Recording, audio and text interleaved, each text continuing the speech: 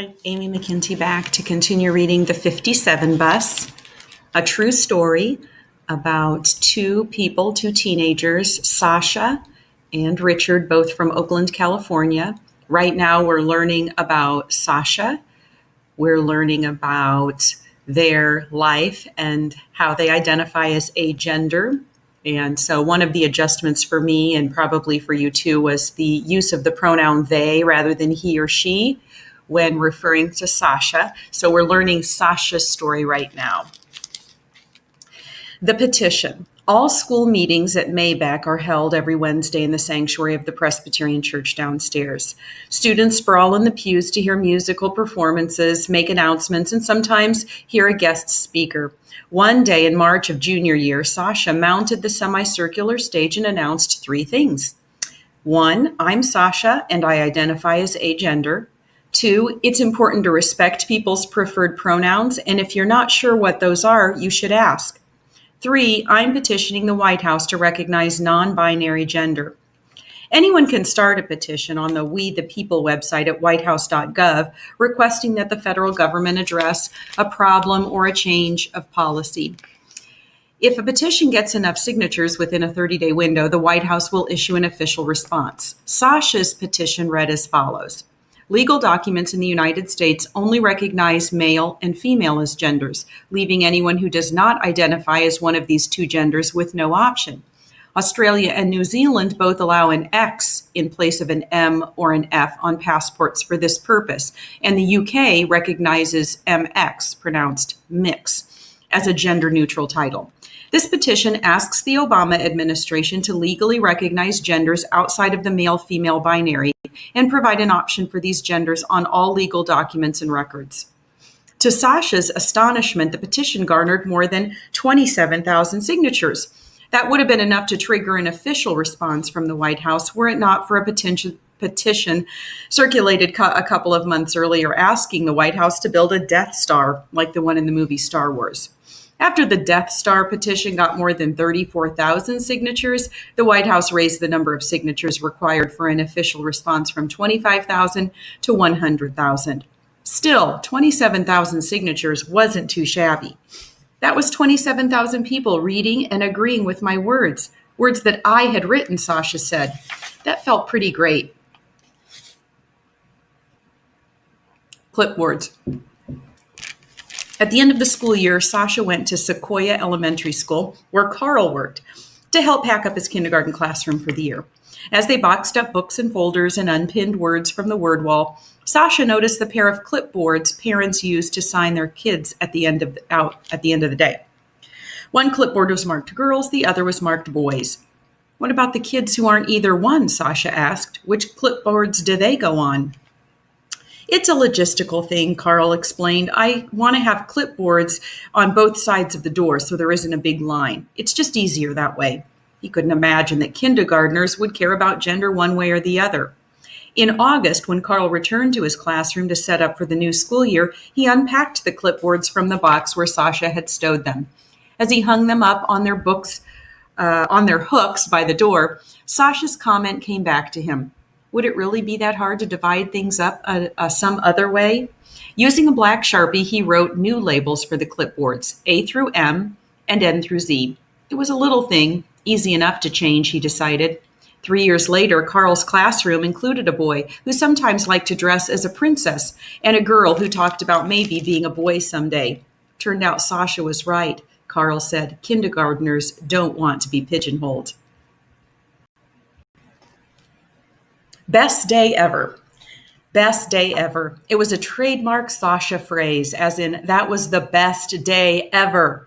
If you have a lot of obsessions, a lot of things you really like, the opportunity for best days ever increases. On a college visit to the Massachusetts Institute of Technology in Cambridge the summer before senior year, Sasha met a fellow fan of the intricately plotted web comic Homestuck on a subway platform. The person complimented Sasha's skirt and said, I would be wearing mine, but it's in the wash. The two exchanged Tumblr URLs, best day ever. Because Subway, because Cambridge, because Homestuck, because Tumblr, because skirt. Dress code. Sleek or flouncy, cinched at the waist, pleated, knitted, patterned, plain. At El Camino Real High School in 1968, girls wore skirts or went home. Pants, pants, let girls wear pants. Debbie and her friends stood up on two fabric swaddled legs and won. Still, there were rules. No jeans, no minis. Once, Debbie made herself a dress from an Indian bedspread, high neck, paisley print, hippie meets granny. The school sent her home. That ruffled draping skirt, they said, was just too long. Sasha and Nemo. The call to evacuate came about an hour after the students from Maybach arrived in Yosemite for the school's annual camping trip. It was August 2013, just before the start of Sasha's senior year. The Rim Fire, the third largest wildfire in California history, was sizzling toward the campsite near Groveland, turning the sky a smoky orange. Sasha climbed into the back of a U-Haul-style truck with Nemo, who was a year younger. The truck was airless, hot, and cramped. "We kind of died," Nemo explained later. "We didn't actually die," Sasha said. "We were both freaking out," Nemo said. "That was our first date." The two of them were talking to filmmaker Lonnie Shavelson, who was making a documentary film about non-binary gender called 3 to Infinity. Nemo identifies as gender fluid. "To me, gender fluid means I have the potential to be anything, any gender at any time," Nemo explained. "I can be male, female, masculine, feminine, neither, both." Like Sasha, Nemo uses they, them pronouns. Sasha and Nemo knew each other from the school's queer club and had gone to see Les Mis together the year before. But after their ordeal in the back of the evacuation truck, their relationship changed, although neither of them was exactly sure how to define it. Both teenagers were shy and awkward, looking at each other more than at the camera, but they did their best to explain. "Our relationship is," Sasha said. "Confusing," Nemo finished. "It's a platonic relationship," Sasha said, "but with elements other people might consider romantic. Cuddling and kissing and stuff," Nemo added. "But it's not romantic. It's also non-sexual. It's like, take a regular relationship and instead of kissing, put cuddling and stuff like that. And instead of I love yous, it's like you're the greatest." "I'm aromantic," Sasha explains, "so I don't really do romantic relationships." "And I'm asexual, so I don't do sexual relationships," Nemo said. "Our relationship sort of sprang, fully formed on that camping trip, or that fire evacuation," Sasha added. "It just started happening. It was like, yep, this is it. This is how it works. We sort of stabilize each other, or complement each other. In Homestuck, it's called Morale, a most important person, a soulmate, maybe, but not in the romantic sense. The fact that both of them identified as non-binary wasn't the reason they were together. It was just another thing they had in common. Part 2. Richard. Book of Faces. Pictures of Richard posted on Facebook, smiling beside his cousin's slit-eyed hilarity. Deadpan in lady's tortoiseshell sunglasses. At 14, in a beanie, round-faced, bright-eyed. At 16, jaw slack, brows raised, expression asking, "What?" Soft-eyed on a sofa, younger brother cuddled on his chest. Standing with Skeet, spines straight, chins up, peas in a pod. And later, beside Skeet's picture, wearing a bandana in tribute. Mirror selfie, hand lodged in his waistband, not even looking up. None of it captures how he looks in conversation, how his eyes hold your eyes, seeing you see him, his own secret power, that paying attention. First day. The smell that is the lemon pine disinfectant of just mopped floors, that is new jeans still chemical scented, pencil shavings, sweat, fryer grease, body spray, reeking bathrooms, weed smoke, morning breath. The smell that is the salty press of bodies, changing classes, that is socks, that is feet, that is blood, that is bones, that is finding your way through halls and upstairs to a classroom filled with unnamed faces. That smell is the pungent eraser that wipes the whiteboard clean, so just ignore the ghosts of last year's scrawl still there, still showing through. An old friend. Cherie couldn't believe it when she saw Richard at Oakland High School. "Oh my God," she cried, hugging him. The two of them had grown up in the same apartment building over by 87th Avenue, a two-story tan stucco building with a couple of wind-blown Monterey pines in front. Back in ninth grade, they'd been inseparable, even though they went to different schools. Now they were juniors, and they hadn't seen each other for more than a year. It had been a terrible year for both of them. They were still broken. Maybe they'd never be fixed again. But it was so good to see each other. Even depressed and hurting, Cherie sparkled. She was fun, sassy, and head-turningly pretty, with creamy brown skin, long straight hair, and a perky, pierced nose. Richard was good-looking, too, round-faced and hazel-eyed, with a way of holding your gaze that could make you feel like you were at the center of the world. He was so light-skinned that people often assumed he was mixed, and he acted younger than he was. Hyphy, as they say in Oakland. Always smiling, always joking, always goofing around, whether or not it was the time for it. You don't want to be bothered. He'll just keep talking to you, keeps playing to the point where you'll cuss him out. He'll still be laughing, Cherie says. He likes attention. He likes to bother you. He likes to play hit you, play fight with you. Like, leave me alone. Oh my God. Around strangers, he was quiet, alert, fading into the background until he was just a pair of hazel eyes watching everything go down. But if you were his friend, then you were family to him. He called you brother or sister, and he'd be loyal until the sun quit rising in the east. He got on my nerves, but I loved him to death, Cherie recalls. He was my friend. I don't know what I would do without him. Oakland High School. Ojai wasn't the best school in Oakland, but it wasn't the worst one either, not by a long shot. It was right in the middle, in almost every respect. Perched up slope from downtown, it was high enough on the hill that you could roll a quarter from Park Boulevard and have it land with a splash in Lake Merritt, but not high enough to float above all the regular Oakland drama. Few white families sent their kids there, but every other group did. Asians, 44%, African Americans, 33%, Latinos, 18%. Oakland's open enrollment process allowed families to apply to any school in the district, and Oakland High was a popular choice.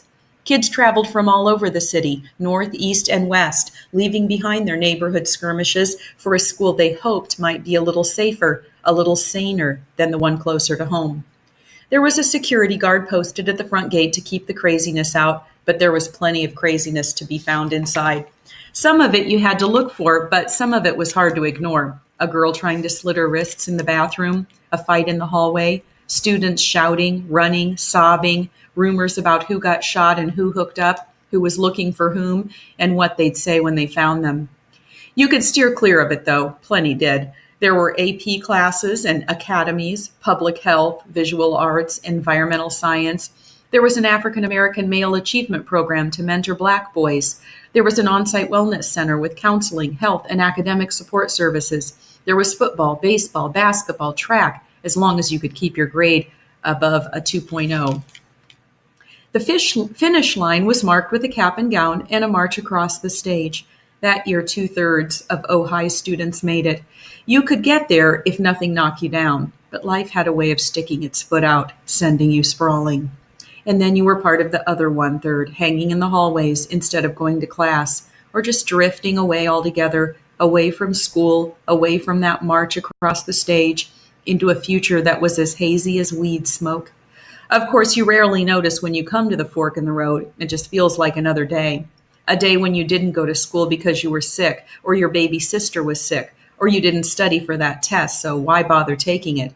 Or your clothes looked ratty and you were tired of hearing about it, or someone was looking for you and you needed to lay low for a few days, or any of 100 other reasons that made not going to class seem like a better choice than going. Only once you stopped going, it just seemed too hard to start again.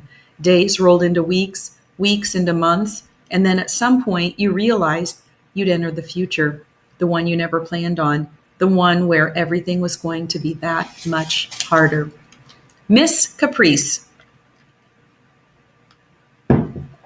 It was 3 weeks after the start of the 2013-14 school year, and a friend of Richard's was being sent home for fighting. She texted Richard to tell him, and he went to meet her at the bus stop. It was still the middle of the day, but he didn't care. He was a junior now. But back when he and Cherie were in ninth grade, they ditched school all the time, wandering through the city with their friends, looking for fun, courting trouble. He wasn't really in the habit of going to school all day, every day. But when Richard's friend showed up at the bus stop, she wasn't alone. She was being escorted by a petite woman with long black hair, dangly earrings, and a smile like a flash of sunlight. Her name was Caprice Wilson, and she was Ojai's attendance compliance officer. She didn't know Richard, but she knew he was a student, and it was the middle of the school day. Richard's friend needed to get on that bus and go home, she said, but Richard needed to get to class.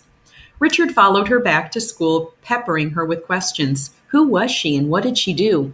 She seemed different from your typical school official. She had a homegirl vibe. I'm the truancy coordinator, Caprice said. And what happens is if you miss a lot of school, then you're in an intervention program with me. So you try to help kids that's been in trouble, Richard asked. Caprice nodded. Well, that's me, he said. Can I get in the program? Caprice stared at him. Nobody ever asked to join her program. Students were assigned to it after they'd missed so much school they were in danger of flunking out, dropping out, or getting kicked off the roster.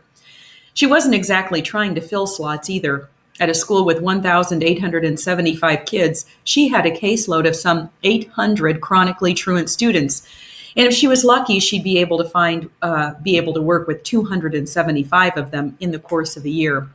Yeah, Richard said, I want you to help me like you help them, because I've been to a lot of schools and I've been in trouble, but I'm really not a bad kid.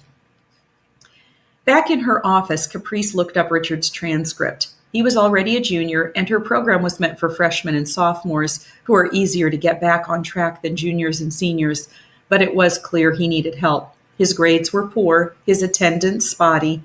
Ojai was his third high school in Oakland, plus he'd spent sophomore year living in a group home in Redding, California, 3.5 hours away. He'd been placed there by the juvenile authorities after being arrested for fighting when he was a freshman.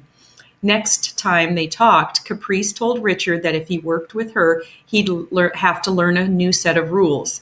Once you cross over into this lane, you know what you'll be able to get away with? She asked him. He shook his head, puzzled. What? Nothing. Absolutely nothing. Because I'm going to make you understand the family motto. Never let your obstacles become more important than your goal. Right now, your goal is to graduate. And if you don't comply with the family motto, then just know I have a collection of belts in the back of my filing cabinet, and they're not for sagging pants.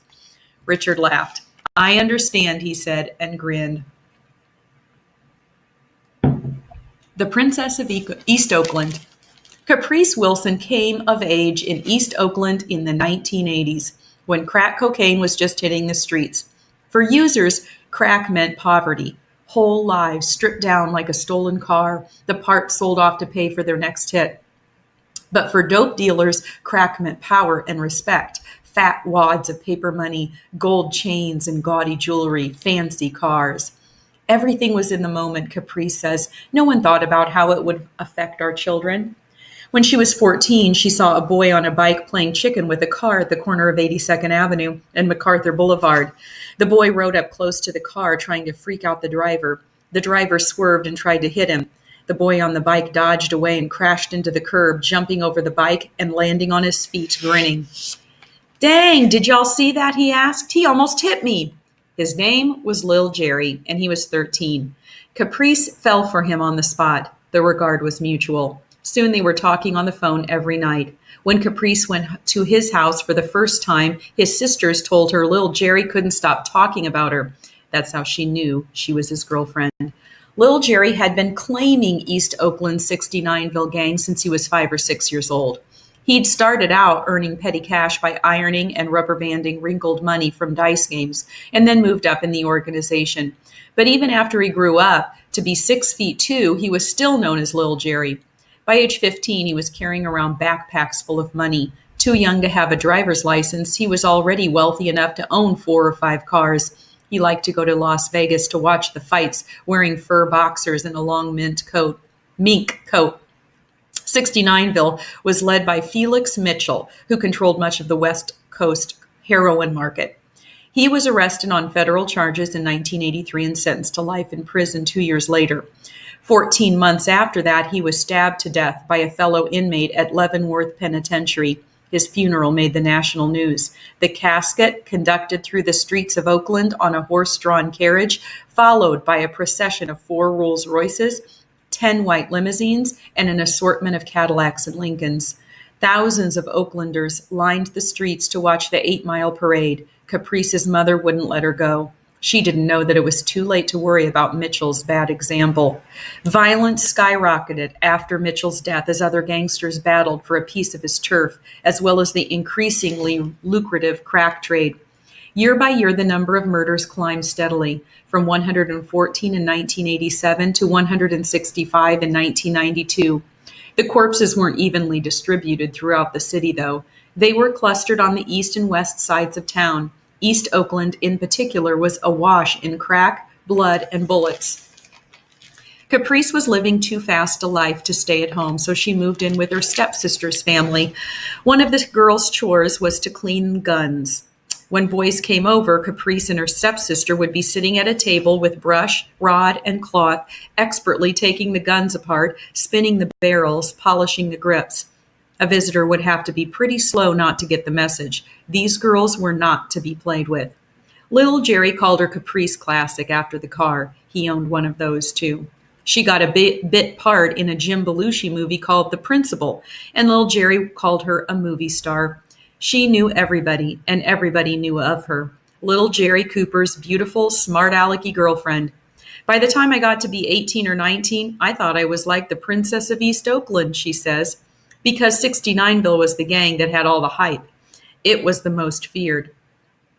Caprice's brother went off to college in Atlanta, but Caprice had no interest. She tried junior college, but couldn't be bothered to do more than cash the financial aid check.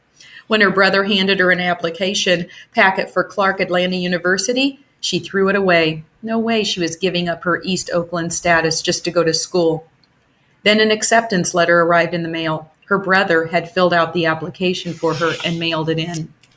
"You're going," little Jerry said when she told him. But Caprice had another plan. She wanted to get pregnant. She knew she and Jerry would have beautiful children together. "How are you going to support a baby?" little Jerry asked. Caprice shrugged. "I'll go on welfare." That's what all the girls she knew did. "You sound so stupid right now," little Jerry said. "You know what's going to happen? They're going to kill me, and I do not want to have a baby out there without a dad. I don't want that for you, and I don't want that for my child. There will be enough of those kids out there. You can take those ones in. Just know that those ones will be your and my children together. And when they get crazy and out of control, help them, because they're going to need help." Little Jerry refused to sleep with her after that. "He froze me," Caprice says. "He was like, 'You're not messing with nobody else either. Try somebody else. I'll kill them and I'll kill you first.'" So she went to college. She majored in education, ran track, and got an athletic scholarship, won an award for Student Teacher of the Year from the Dean of the School of Education. Once, when she came home during break, she learned that little Jerry had been shot 3 times. She heard it from a friend. He hadn't told her, didn't want her to know. But when she held his hand, she could feel a bullet lodged beneath the skin. It was clear the thug life was wearing him down. The violence, the danger, the vigilance. "We just need to stop the madness," he would say. "Stop the madness."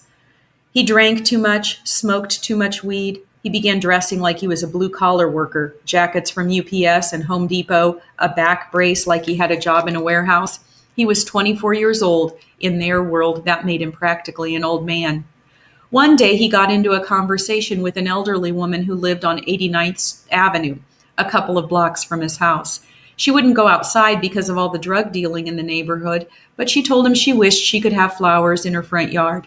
He bought her some and planted them himself, put a little gate around them so they wouldn't get trampled by the customers going to the house next door to buy drugs.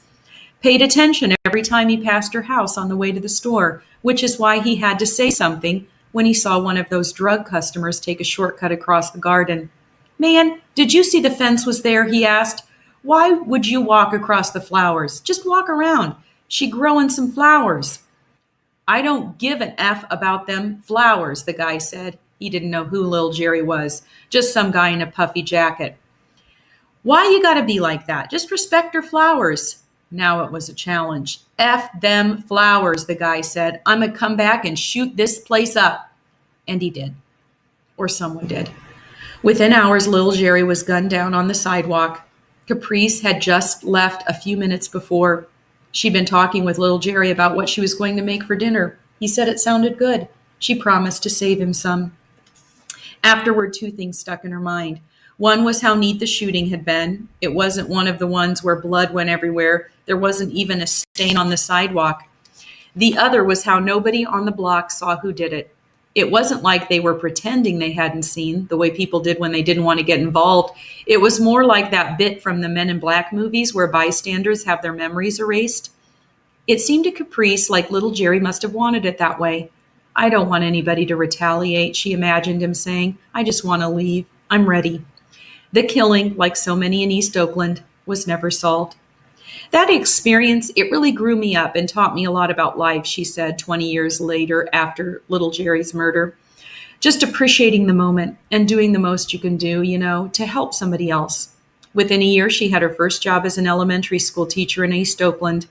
The troublesome kids kept getting sent her way, the ones who had been kicked out of the other classrooms. She knew these kids, or she knew kids like them, and she knew how to work with them. They were her children, just like little Jerry had said. Best mother ever.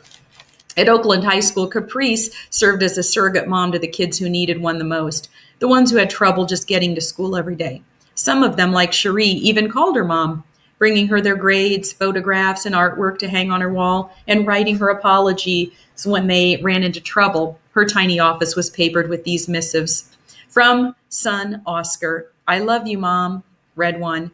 I'm sorry, Mom, she made me hecka mad, said another, written by a girl who had just gotten suspended for fighting. Caprice taught her kids to look out for one another, even when their inclination was to squabble. If a student wanted to be one of her children, they had to accept that they were gaining siblings as well as a mother.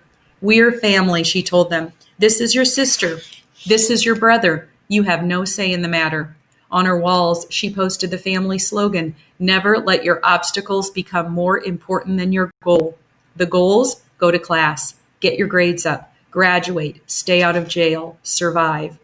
Her office was a safe zone for Richard. It was the size of a walk-in closet, tucked off a hallway near the main office, but it had a couch where kids could sit and talk, take a breath, regroup, relax. He'd drop in during passing periods just to touch base. He never wanted to get out of her office, Cherie remembers. He really loved her. Cherie was already one of Caprice's children. Caprice had helped her get off probation the year before, and she had never caught another case. Before long, Richard asked if he could call Caprice Mom too, but she wouldn't let him. He already had a mom he was close to. She wasn't going to try to take that spot. I'll be your auntie, she said.